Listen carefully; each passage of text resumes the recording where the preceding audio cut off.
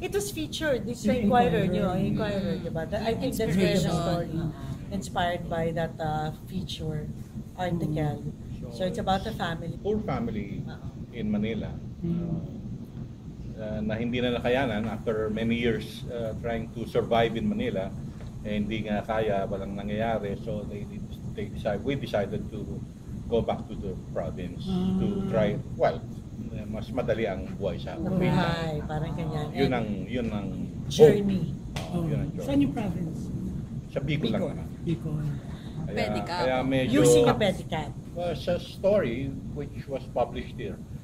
It took them over 4 months. 4 months sila. 4 months sila over 4 months sila. So real people based on real people. Yeah, pretty much.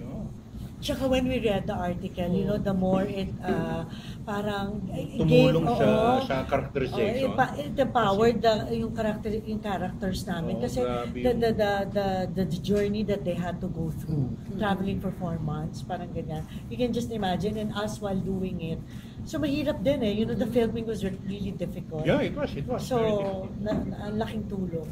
It's been 2 years that I haven't done any independent film.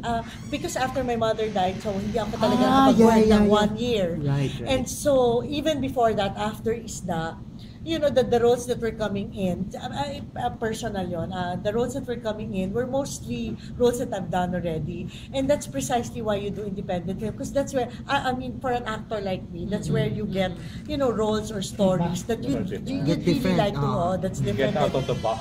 To get out of the box. And for the longest time, yun nga, siguro mga 2 years and a half, walang dumadating na ganon until I read the script of Paolo.